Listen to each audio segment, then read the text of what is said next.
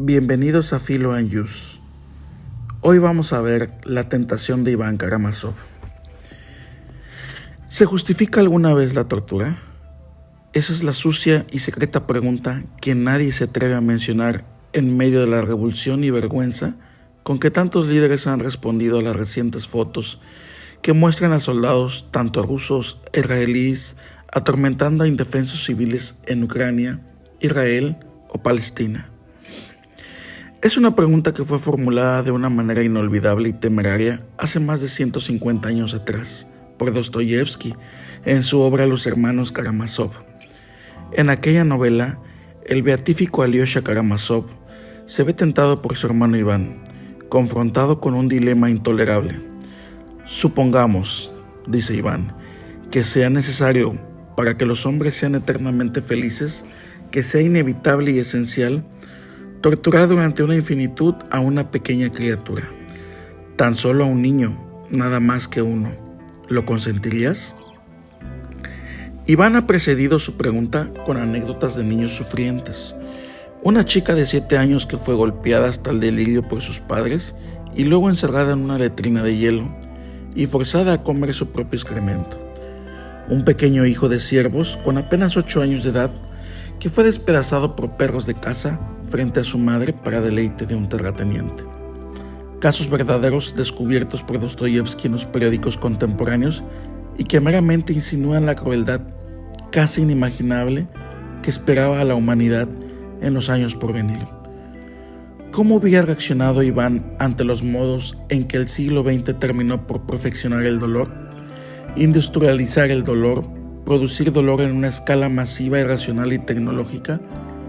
Un siglo que crearía manuales de dolor y cómo aplicarlos, cursos de entrenamiento sobre cómo acrecentar ese dolor y catálogos que explican dónde adquirir los instrumentos que aseguraran que aquel dolor fuera inagotable. Un siglo que iba a prodigar medallas a los hombres que habían escrito esos manuales y felicitar a los que diseñaron esos cursos y enriquecer a los que produjeron los instrumentos de aquellos catálogos de la muerte. La pregunta de Iván Karamazov, ¿lo consentirías?, es tan monstruosamente relevante hoy como ayer en nuestro mundo, donde se practica en forma habitual ese tipo de humillación y daño en 132 países, porque nos interna en el terrible corazón escondido de la tortura. Nos fuerza a verificar el dilema real o inexorable que plantea la persistencia de la tortura entre nosotros, particularmente después de los ataques terroristas del 11 de septiembre del 2001. Las palabras de Iván Karamazov nos recuerdan que quienes emplean la tortura no tienen problemas con justificarla. Ese es el precio se implica, que deben pagar algunos escasos sufrientes para garantizar la felicidad del resto de la sociedad. La enorme mayoría que recibe la paz y la seguridad a cambio de lo que ocurre en algún sótano oscuro, algún túnel remoto, alguna estación de policía abominable. No seamos ingenuos. Todo régimen que tortura o deja que sus aliados torturen, lo hacen siempre en nombre de la salvación.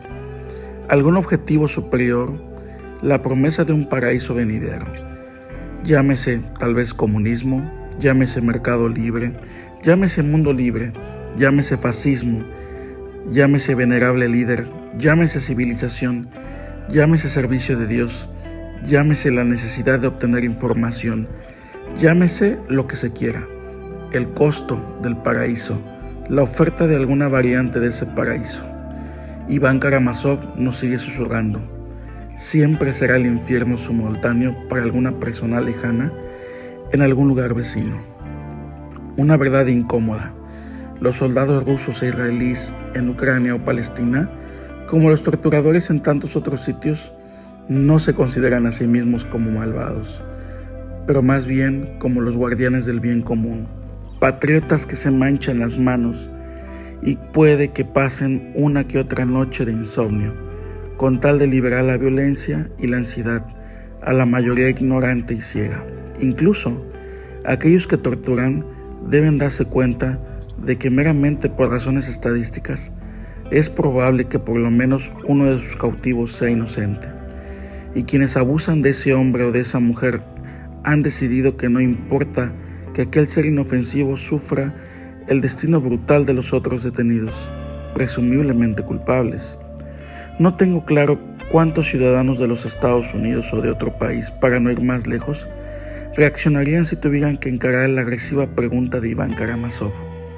No sé si serían capaces de aceptar conscientemente que sus sueños de bienaventuranza dependen de la perdición eterna de un niño inocente, o sí, como Alyosha respondería suavemente: no lo consiento.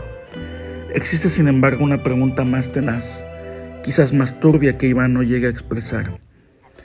¿Qué pasa si es culpable aquella persona torturada sin cesar, torturada para que nosotros seamos felices?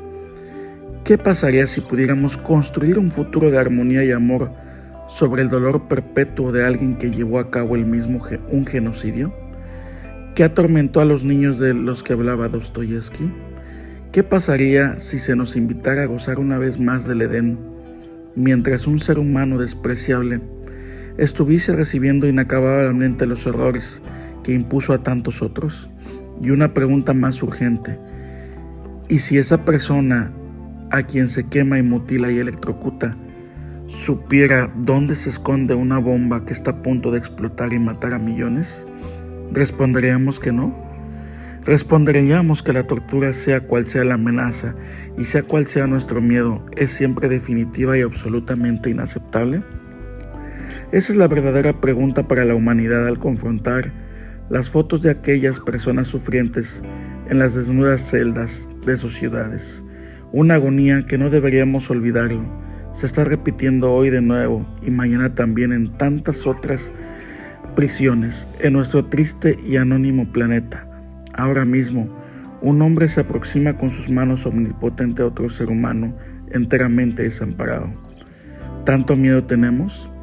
¿Tanto miedo que estamos dispuestos a permitir que otros perpetúen en nuestro nombre y con nuestro pleno conocimiento actos de terror que han de correr y corrompernos y corroernos por toda la eternidad?